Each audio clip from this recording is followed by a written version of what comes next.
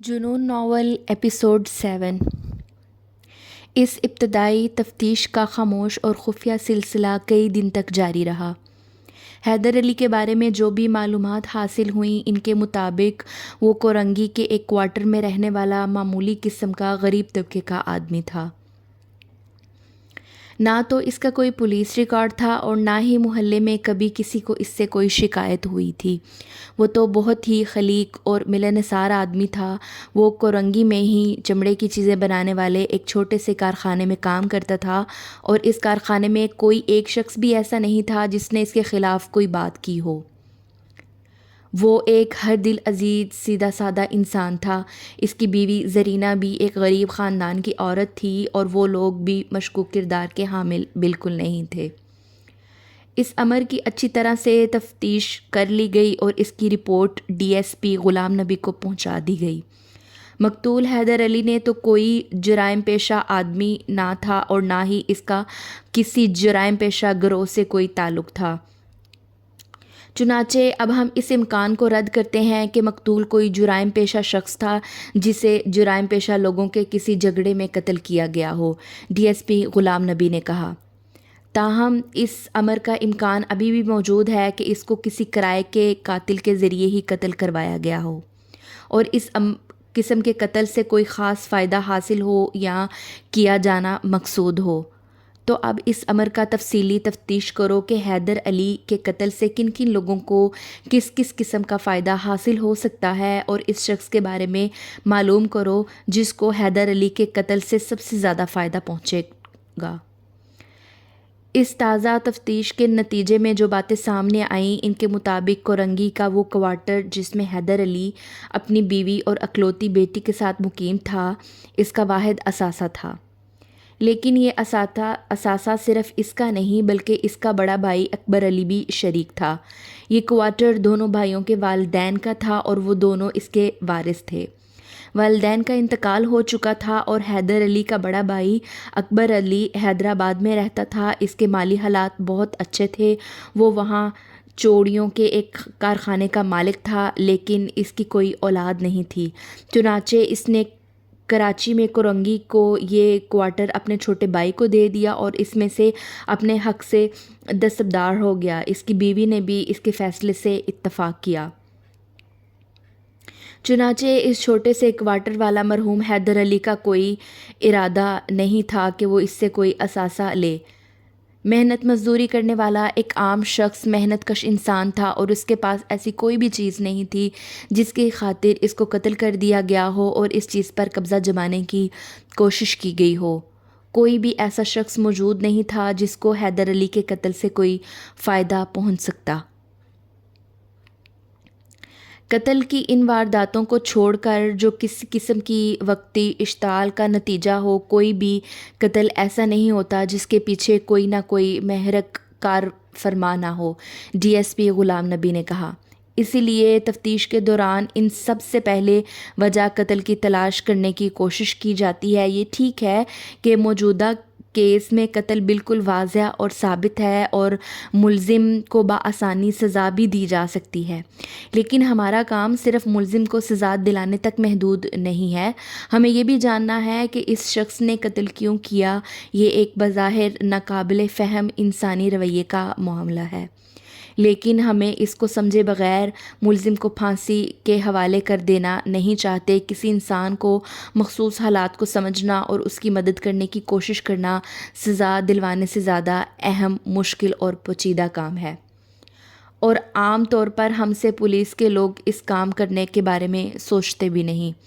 ہم گواہوں، شہادتوں اور ثبوتوں کی بنا پر ملزم کو سزا دلوانے کی ہی کوشش کر کے اپنے آپ کو معراج سمجھتے ہیں، اور اس کی وجہ یہ ہے کہ حقیقی اسباب تلاش کرنا اور الجھی ہوئی گتھیوں کو سلجھانا ایک مشکل ترین کام ہے۔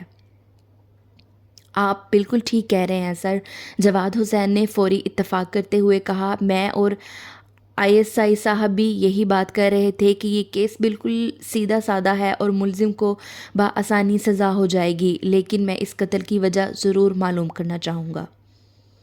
بالکل ٹھیک، ڈی ایس پی غلام نبی نے کہا، دیکھو ہم لوگ 2 اہم امکانات کا جائزہ لے چکے ہیں اور اس ٹھوس نتیجے پر پہنچ چکے ہیں کہ ملزم نے یہ قتل نہ تو کسی پیشہ ورانہ بدمعاشی کے طور پر کیا ہے اور نہ ہی اس نے کرائے کے قاتل کے طور پر کیا ہے، کسی اور کا آلۂ کار بن کے قتل نہیں کیا۔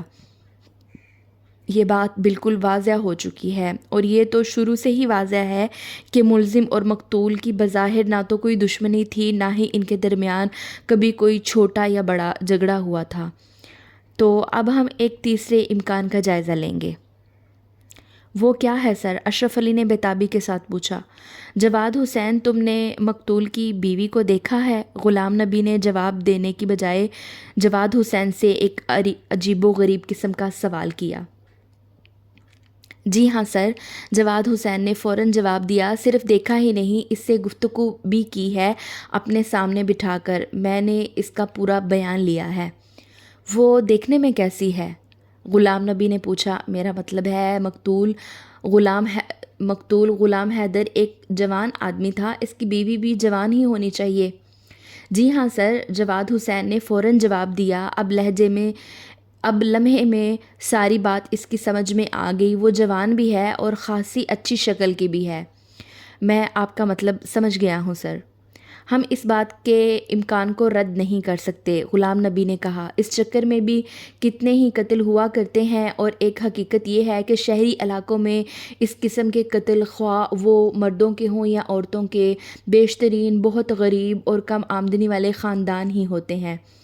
خوشحال متوسط طبقے کے لوگ اور امیر طبقوں میں اس قسم کے قتل کی وارداتوں کی اوس بہت کم ہے۔ اس کی وجہ سر؟ اس کی وجہ یہ نہیں، ایک نہیں کئی وجوہات ہیں، غلام نبی نے A S I Ashraf Ali کی بات کاٹتے ہوئے کہا۔ سب سے پہلی وجہ تو تعلیم کی کمی ہے، جس کے باعث لوگوں کے دلوں میں کشادگی اور وسعت پیدا نہیں ہوتی، اور دوسری وجہ غربت کے باعث تشکیل پانے والی فرسٹریشن، ڈپریشن اور خوشنویت پر مبنی وہ رویے ہیں جو ایک قسم کے احساس محرومی کی علامات پیدا کرتی ہیں۔ یہ بات یاد رکھنی چاہیے کہ جہالت اور غربت جب آپس میں مل جاتی ہیں تو وہ عام طور سے سنگ دل، تنگ نظر اور بے حسی کو جنم دیتی ہیں۔ خیر، یہ ایک علیحدہ بحث ہے۔ اب ہم کو اس مرحلے کو معلوم کرنا ہے کہ آیا ملزم فرید کا مقتول کی بیوی سے کوئی تعلق یا اس مقتول کی بیوی میں کوئی دلچسپی تھی؟ اس بات کا بہت ہوشیاری کے ساتھ پتہ لگانا ہوگا۔ لیکن یہ مشکل کام ہے سر، اشرف علی نے پرخیال انداز میں کہا۔ ہم کسی عورت سے نہیں، بالکل نہیں، غلام نبی نے اس کی بات کاٹتے ہوئے کہا۔ کوئی بھی مرد اس سلسلے میں مقتول کی بیوی زرینہ سے کوئی بات نہیں کرے گا اور نہ ہی معلوم کرنے کی کوشش کرے گا۔ ہم اس کام کے لیے کسی عورت کا استعمال کریں گے، اور وہ بھی براہ راست نہیں۔ براہ راست نہیں؟ جواد حسین نے وضاحت طلب نظروں سے دیکھتے ہوئے پوچھا۔ پھر کس طرح؟ اس کے جواب میں غلام نبی ان دونوں کو بتانے لگا کہ اب کیا کرنا ہے۔ ہاں سر، جواد حسین نے مطمئن ہوتے ہوئے کہا، آپ کی یہ تجویز بہت عمدہ ہے، اس طرح یقیناً لوگوں کو کچھ زیادہ کامیابی حاصل ہو جائے گی۔ یہ بالکل ضروری نہیں ہے جو کچھ ہم لوگ سوچ رہے ہیں اس کی کوئی حقیقت بھی ہو یا اس کا حقیقت سے کوئی تعلق بھی ہو، غلام نبی نے کہا۔ ہم محض ایک امکان کا جائزہ لینے کی کوشش کر رہے ہیں۔ اس امکان کا غلط ثابت ہونے کے بعد کچھ دوسرے راستے اختیار کرنے پڑیں گے۔ ٹھیک ہے سر، اشرف علی نے کہا، پھر اس پر کام شروع کر دیتے ہیں۔ اس امکان کو بھی دیکھ لیں تو پھر آگے کی دیکھیں گے۔ اقبالی مجرم پر تشدد بے معنی ہے، غلام نبی نے کہا۔ وہ خود ہی مرنے کے لیے تیار ہے، اسے آپ اور کتنا ماریں گے؟ اس سے حاصل کچھ بھی نہیں ہوگا۔ دن کے تقریباً 10 بجے ہوں گے۔ فرقان اپنے کام پر گیا ہوا تھا، بچے اسکول میں تھے اور زبیدہ اپنے گھر میں اکیلی تھی اور سبزی کاٹ کر ہانڈی چڑھانے کی تیاری کر رہی تھی۔ بچے 1:30 بجے تک اسکول سے واپس آ جاتے تھے اور انہیں آتے ہی کھانے کی طلب ہوتی تھی۔ زرینہ ہمیشہ یہ کوشش کرتی تھی کہ بچوں کے گھر آنے سے پہلے ہی کھانا پوری طرح سے تیار ہو۔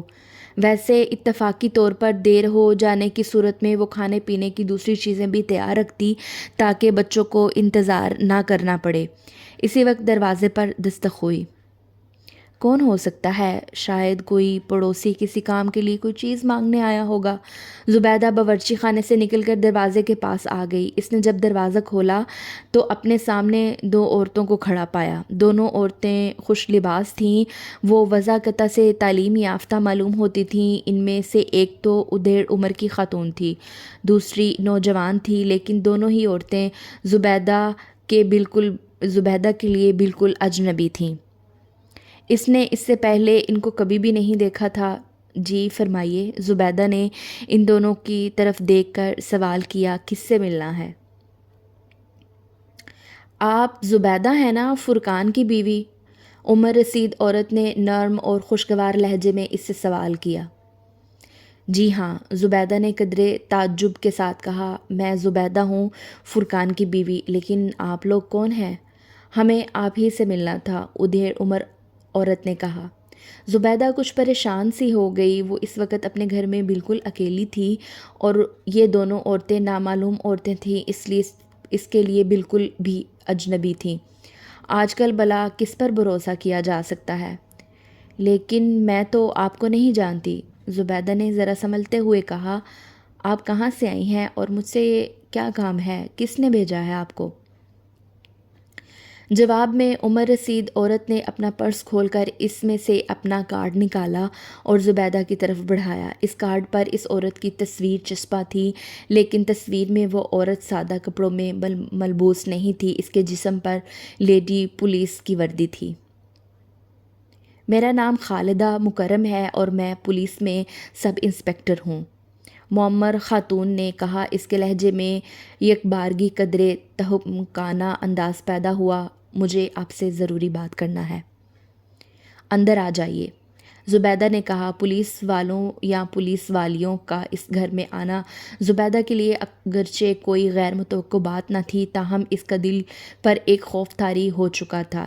اس کمبخت کرایہ دار نے اس کے خاندان کی پرسکون زندگی میں ایک قیامت برپا کر دی تھی اور اس کے شوہر کی راتوں کی نیند حرام کر دی تھی۔ فرقان کو کئی بار تھانے بلوایا جا چکا تھا، جہاں اسے گھنٹوں بٹھایا رکھا جاتا تھا۔ فرقان خود کو جرم کر کے تھانے بند ہو گیا اور اس لوگوں کو اس جرم سے کوئی تعلق نہیں تھا۔ ان کی زندگی عذاب بن چکی تھی اور اب یہ ایک اور نئی مصیبت۔ اب پولیس والیاں گھر میں آ رہی تھیں۔